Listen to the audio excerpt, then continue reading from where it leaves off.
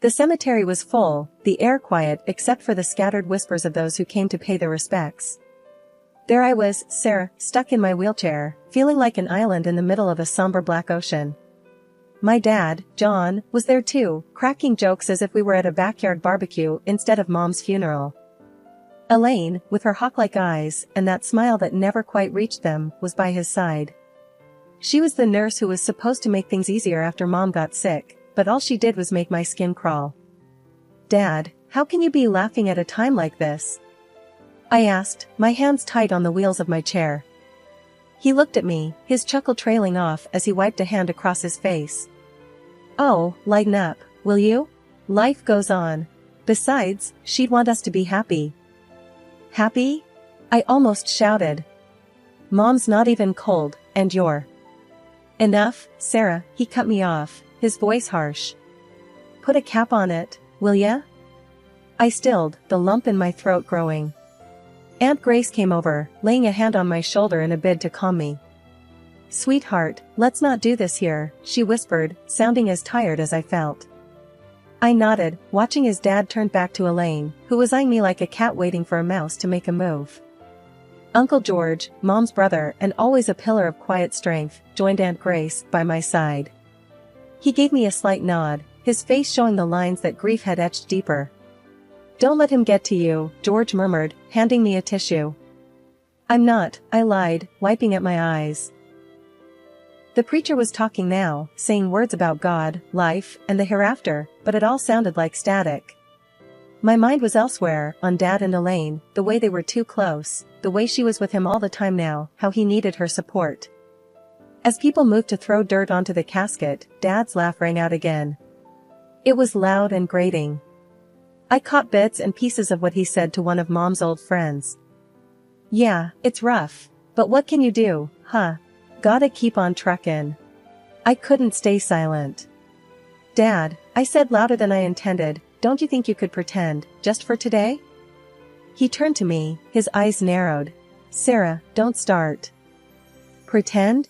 That's rich comin' from you," Elaine chimed in, her voice sharp. "You're always the victim." I looked at her, feeling the anger rising. What's that supposed to mean? "Girls, not now," Aunt Grace said, trying to smooth things over like she always did. "Yeah, Sarah. Give it a rest," Dad added with a dismissive wave, before turning his back on me. As folks started to disperse, I talked with some of Mom's friends and our distant relatives. The usual "she was such a good person, and if you need anything, let us know," filled the air. They meant well, I knew that, but their words felt empty. George wheeled me back to the van after it was all over, Aunt Grace following silently. "I can't believe him," I muttered as we neared the vehicle. "He's always been rough around the edges," George said, his eyebrows coming together. "That's one way to put it," I scoffed. Aunt Grace helped me get into the van, her hands gentle. "You know he's grieving in his own way," she said. I nodded, though inside I felt a storm brewing. His way of grieving didn't sit right with me, not at all. The ride home was quiet, the kind of silence that weighs on you, heavy as a blanket. I stared out the window, watching the world go on as if nothing had happened. It felt like a betrayal, the sun shining, people walking their dogs, laughing. When we got to my house, where Elaine was now a constant presence, I felt trapped. This was supposed to be home, but it felt nothing like it used to, with Mom's laughter echoing off the walls, her love filling up the rooms. Since the spinal injury, my life felt like a series of unfortunate events, each day bringing a new challenge.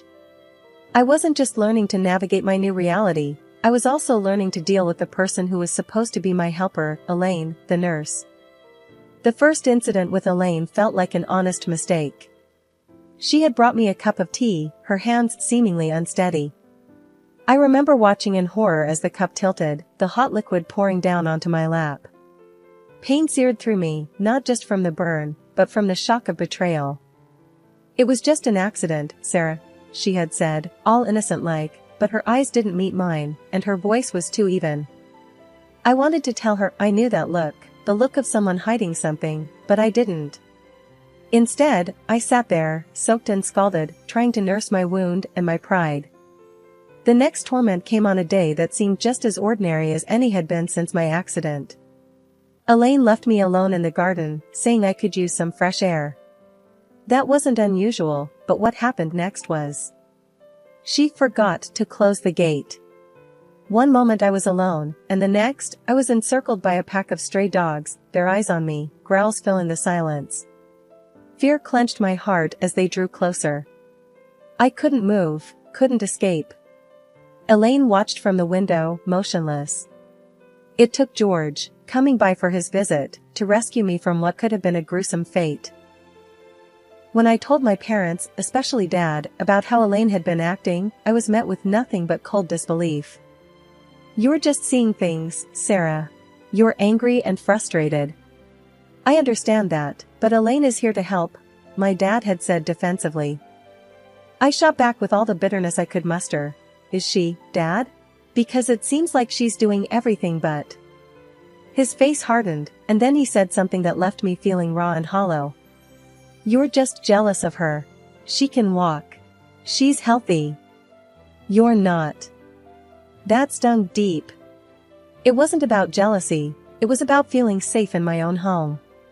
And it was clear after that conversation that my safety was less important than confronting an uncomfortable truth. I was alone in this, well, almost alone. I had George and I had my own wits about me.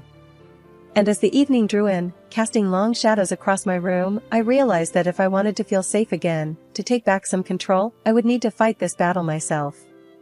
It was a terrifying thought, but there was no alternative.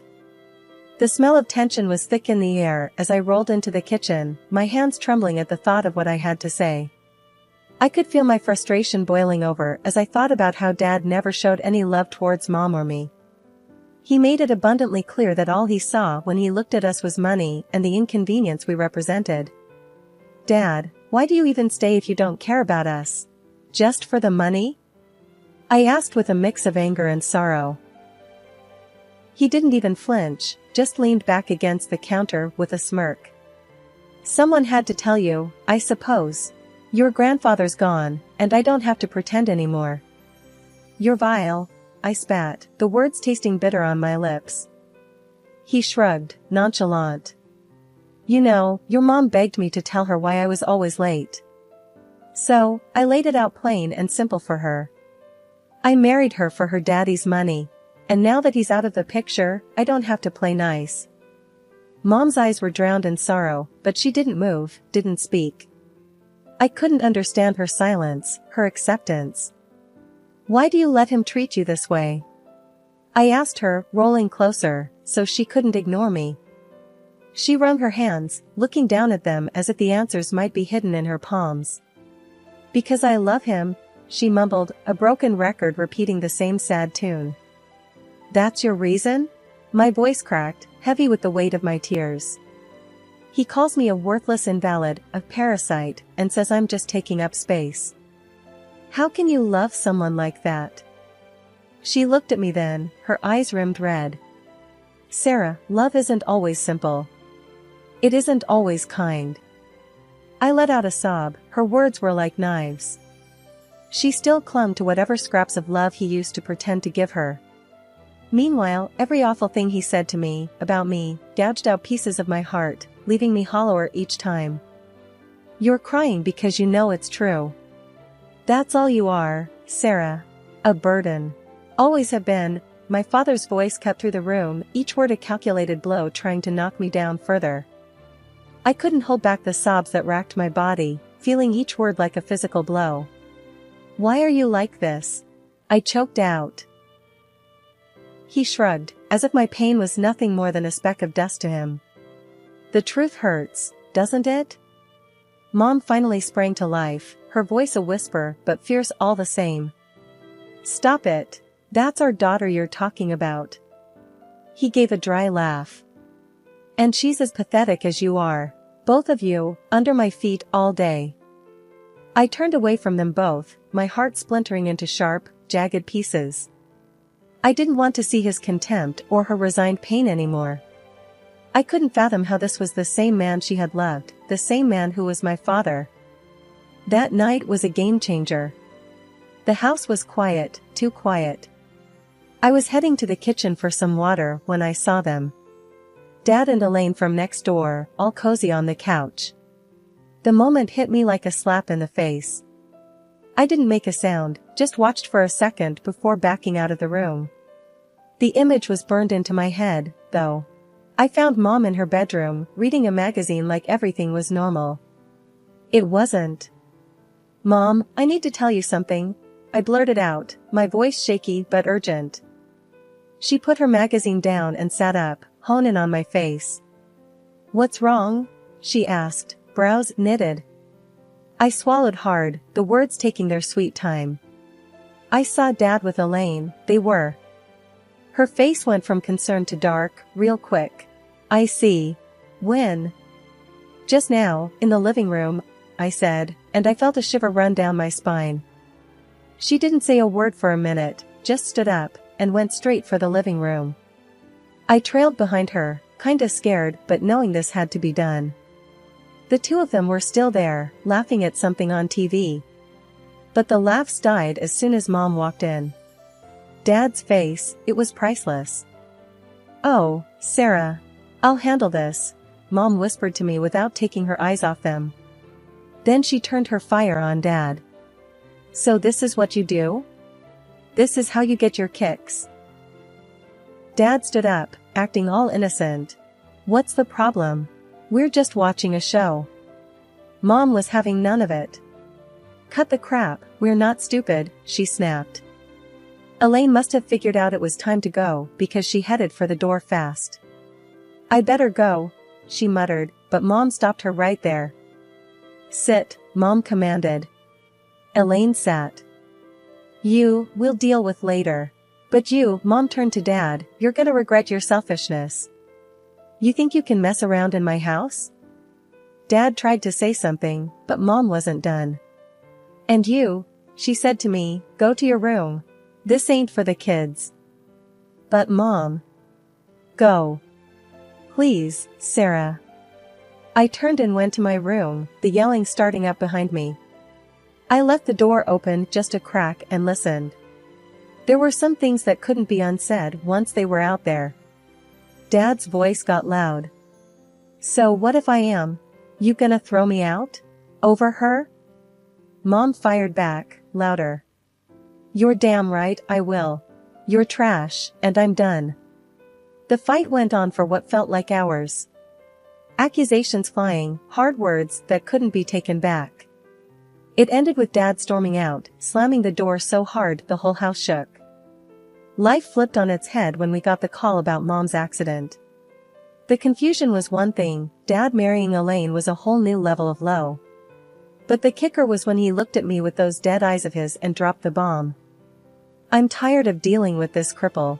It's time she's someone else's problem," he hissed, his voice was harsh, and it echoed in the emptying house. I felt like something inside me was crumbling. I'd never been anything but an inconvenience to him, but hearing it said out loud, it was a different kind of pain. That's when Uncle George barged in, old tweed jacket and all, just as the words hung in the air like smoke. "She's not a problem, she's family, and she's coming with me." Dad laughed, a nasty, grating sound. "What, you? Gonna play daddy? Good riddance. Take her." Uncle George didn't even blink. "Yeah, I'll take her. Someone's gotta show the girl some decency." "You think you can do better? Be my guest," Dad sneered, crossing his arms as if he'd won some twisted game. Uncle George just turned to me, ignoring the poison in the air. "Pack your stuff, kiddo. We're leaving this dump." I nodded, trying to ignore the lump in my throat. "Give me 10 minutes. I managed to say, my voice barely above a whisper. "Take your time. We ain't in a rush," Uncle George replied, and I caught the hint of a smile. In my room, surrounded by what was left of my old life, I shoved clothes and essentials into a bag. Each item felt like a piece of a puzzle I didn't understand yet. Dad's voice boomed from the hallway as I zipped the bag closed. "Make sure she takes all her crap. Don't want anything left reminding me of this mess." Uncle George's reply was calm, steady as a rock. Only crap in this house is your attitude. I tried not to listen, tried to focus on the sound of the zipper instead of the break in my heart. When I wheeled out of my room, bag on my lap, Uncle George was waiting. His gaze stuck to Dad for a brief moment. There was no love lost there. He looked back at me, his eyes soft. Ready? As I'll ever be, I said, forcing a smile. But somewhere under the fear and betrayal, there was this tiny, fragile sense of something new. Hope, maybe. We left without looking back. Dad's voice echoed in the empty hallway behind us, but it was fading, getting drowned out by the sound of Uncle George's old sedan firing up. 2 months had whooshed past when a knock rattled the front door at Uncle George's place. There he was, Dad, his appearance scruffy, eyes wild. Sarah, you're rich. Your mother left everything to you. He blurted it out like it was gonna fix everything, like money could gloss over the rotten things he'd done. And why would she do that for me, huh, Dad? Because you betrayed her, that's why. I shot back, my voice heavy with a mix of scorn and disbelief. Dad shuffled his feet, looking anywhere but at me. Look, I know I messed up, but nothing, Uncle George cut in, his voice hard as nails. You made your bed, now get lost. You can't just shut me out. I'm her father, Dad protested, his voice cracking with desperation. Funny way of showing it, turning up after all this time, 'cause there's money in the wind. Uncle George's stance was like a tree, firm and unyielding. His words hung there, stinging with truth. Dad looked deflated, smaller somehow. Isn't there anything you want from me? Yeah, I said, gripping my chair's armrests. I want you to leave. The words felt like pebbles rolling off my tongue, heavy and final. Dad's face twisted, and for a split second, I saw something like pain flicker in his eyes. He stumbled backward off the porch, gave one last pitiful look, and walked away. Uncle George slammed the door and turned to me, eyebrows raised. You good? I nodded, letting out a breath I didn't realize I'd been holding. The silence in the house was filled with the weight of what had just happened, but it felt right. It felt just. Later, sitting with the lawyer, the numbers and talks of estates and accounts washed over me. It was a lot, more than I'd ever imagined. So, you're telling me all this is mine?